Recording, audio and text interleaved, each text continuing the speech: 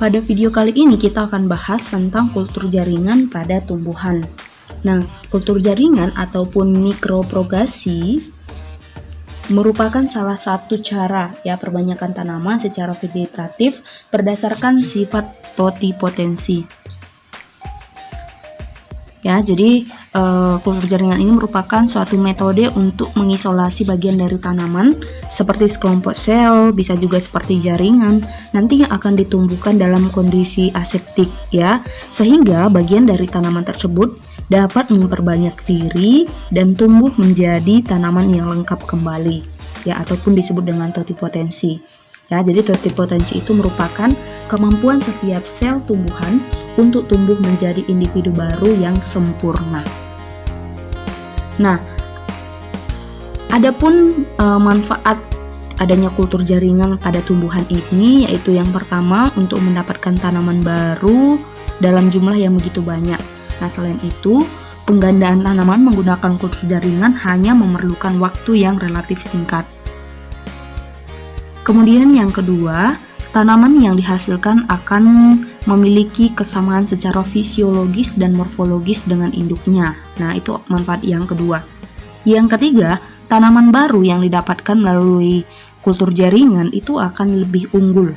Nah, keunggulan bibit ini terutama pada kesehatan dan mutu. Selanjutnya, kultur jaringan yang dapat dipakai untuk menghasilkan tanaman dalam jumlah yang tidak terbatas. Selanjutnya, bibit yang dihasilkan dari teknik kultur jaringan ini akan terbebas dari hama dan penyakit. Selanjutnya, kita tidak perlu menghabiskan banyak waktu untuk mendapatkan tanaman baru. Dalam kultur jaringan ini pun dapat melakukan hal yang lain yang dapat bermanfaat. Jadi memperbanyak tanaman itu bisa dengan relatif cepat, itu maksudnya. Nah, pengadaan bibit dengan teknik kultur jaringan ini tidak bergantung pada musim tertentu, jadi tidak musiman. Jadi kita bisa melakukannya kapan saja. Nah, yang terakhir, pengangkutan bibit yang dihasilkan dari teknik yang satu ini ataupun teknik kultur jaringan ini relatif lebih mudah. Nah, selain daripada itu, biaya untuk kultur jaringan ini pun pastinya akan lebih murah. Nah, adapun tujuan kultur jaringan pada tumbuhan ini yaitu untuk memperoleh bibit tanaman yang lebih baik membuat tanaman baru yang bebas dari penyakit, memperbanyak tanaman untuk keperluan ekonomi. Nah, sebelum kita lanjut, kalian perlu tahu juga bahwa bagian tumbuhan yang akan dikultur itu disebut sebagai eksplan. Nah, jadi eksplan nanti dapat diambil dari jaringan yang muda yang masih aktif membelah, baik dari akar, batang, daun maupun dari mata tunas. Nah, jadi eksplan ini akan dibiarkan tumbuh menjadi massa sel yang belum berdiferensiasi.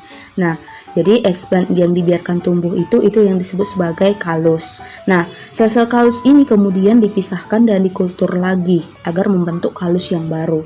Nah, kemudian sel-sel kalus itu akan berdiferensiasi membentuk akar, batang, daun, dan tumbuh menjadi tanaman lengkap yang berukuran kecil.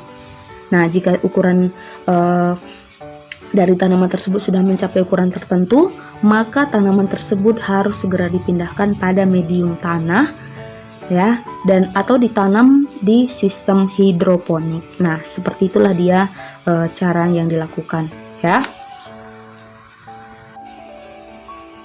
Nah, jadi ada beberapa teknik kultur jaringan seperti yang sudah saya jelaskan tadi.